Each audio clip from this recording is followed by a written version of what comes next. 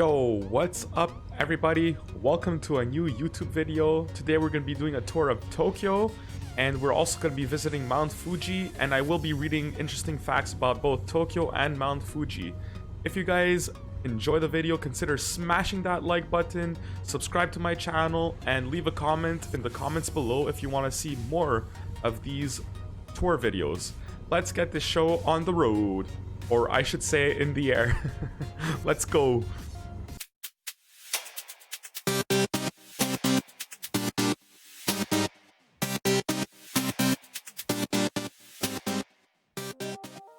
So we are going to be flying from Narita International Airport to Haneda International Airport. Haneda Airport is actually closer to the city of Tokyo, and Narita is about a 1-hour train ride east of Tokyo. Let's lift off. We actually have live weather right now. It looks like a beautiful day here in Tokyo.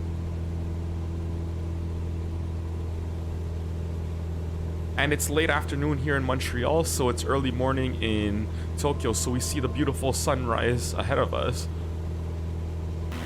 Anyone new to the channel, I do stream on twitch.tv/callmeb27. The link is going to be in the description below. So we finally made it to the city of Tokyo. Right in front of us, we have the Tokyo SkyTree, standing in at 634 meters tall. It's one of the tallest structures, freestanding structures in the world, and it is a broadcasting and observation tower. It is the tallest structure in Japan. We see Mount Fuji in the distance. We are going to be getting closer to Mount Fuji later. So for our first fun fact, Tokyo is the largest metropolitan city in the world. It hosts over 36 million people spread over 3 prefectures. That is literally almost the size of Canada. The population of Canada is about 37 or 38 million, so literally just Tokyo is the size of Canada. That's it. That's incredible. Tokyo was formerly known as Edo in the 20th century. The name was changed to Tokyo in 1890 in light of the Meiji Restoration. Tokyo is one of the best shopping destinations in the world. Head over to Ginza, the world-renowned shopping district for major international labels including Chanel, Cartier, Bulgari. For those looking for more unusual or cutting-edge trends, the Harajuku and Omotesando neighborhoods are the place to go. That is very true. I did go to Ginza and Harajuku, and they are very amazing shopping districts. We got a beautiful sunrise over here behind us. Next fun fact, the cherry blossom is the national symbol of Japan. In April, the trees flower for 2 weeks. This period is known as Hanami. I wasn't lucky enough to actually see the cherry blossom, the cherry blossoms blooming in Japan when I went, since I wasn't there in the right season, but I was lucky enough to see the Cherry Blossom Festival in Washington, D.C.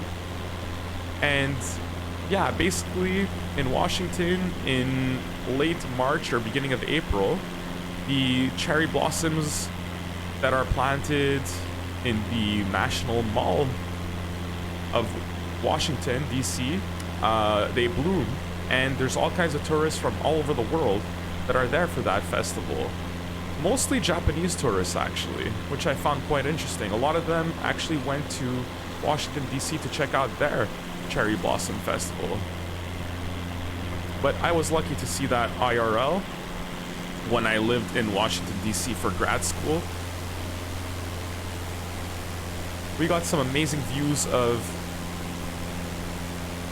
Tokyo behind us with the sunrise, with the Yoyogi National Gymnasium and Yoyogo Park. This is Yoyogo Park. It is very similar to Central Park in New York City. It's pretty much the most famous park in the city of Tokyo. Look how massive this city is and how densely populated it is.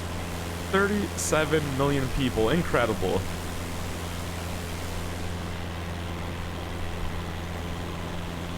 Tokyo has the most top-rated restaurants in the world. It is home to over 14 3-star Michelin restaurants. That is also really interesting. It has more Michelin star restaurants than New York City and also Paris. And I could vouch for the food in Japan. It was actually incredible. The sushi was amazing. It was actually very different than sushi in North America. All it is really is rice with a piece of fish on top and nothing else. In North America, it's rolled with a bunch of other things, like some of them even have cream cheese and other fancy things, but that's not how they do it in Japan. And also the ramen, absolutely amazing. I had ramen about 5 or 6 times in the 10 days that I was in Japan, and wow, it was to die for. So flavorful. This red and white structure ahead of us is the Tokyo Tower. So the Tokyo Tower is a communications and observation tower in the Shibuya Crossing district. It was originally inspired by the Eiffel Tower, hence their similar appearance. Yeah, it does look really similar to the Eiffel Tower, just different color.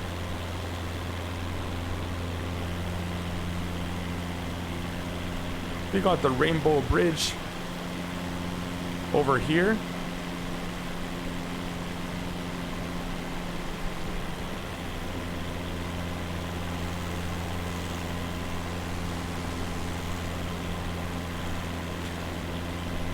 And here we're actually flying over the Imperial Palace grounds.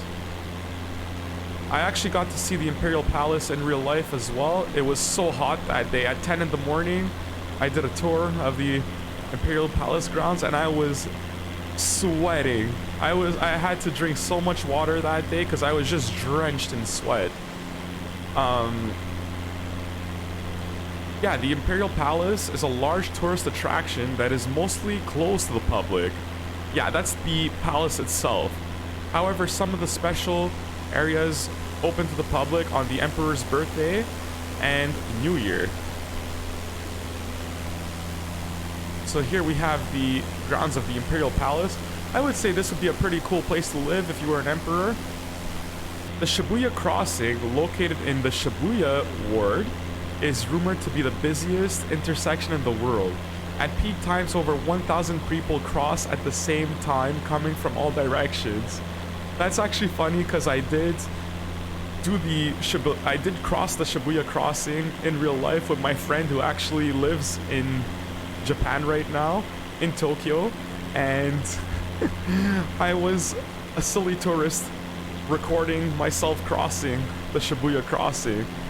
And my friend was ripping on me. He was like, oh my, you're one of those tourists that aren't paying attention to like everyone around you. And here we have the Tokyo Metropolitan Government building. You actually could get up to the 50th floor observation deck for free. And you could see a nice panoramic view of the entire city.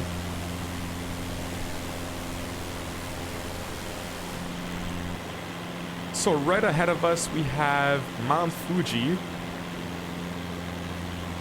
the iconic volcano in Japan. So Mount Fuji is actually a stratovolcano, so it's actually 3 separate volcanoes placed on top of one another.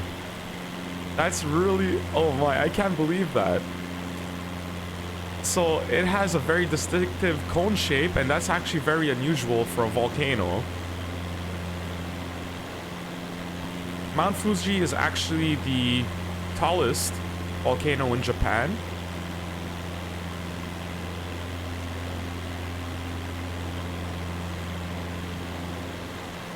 And the last time Mount Fuji erupted was actually in 1707, so over 300 years ago.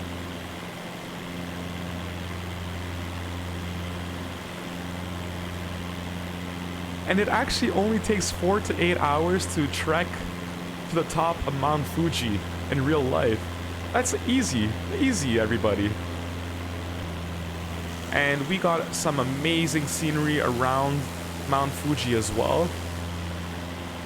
Imagine living in one of those houses over here right by Mount Fuji. It must be spectacular.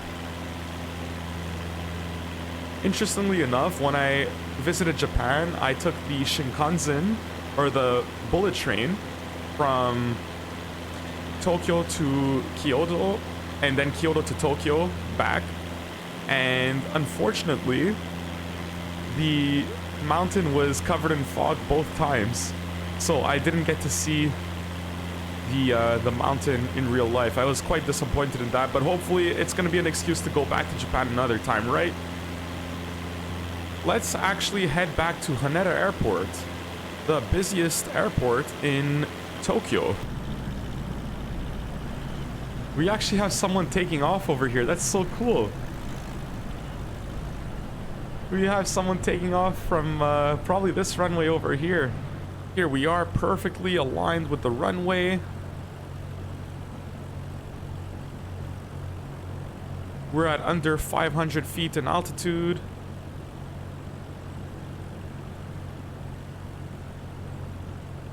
Our airspeed is a little slow right now, but that's fine. We're gonna nail the landing anyways.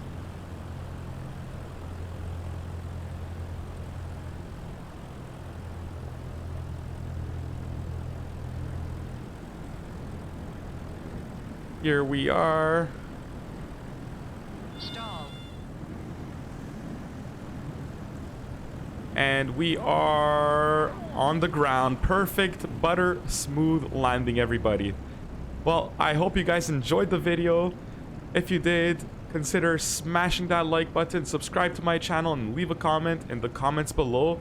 And I'll see you all for our next video.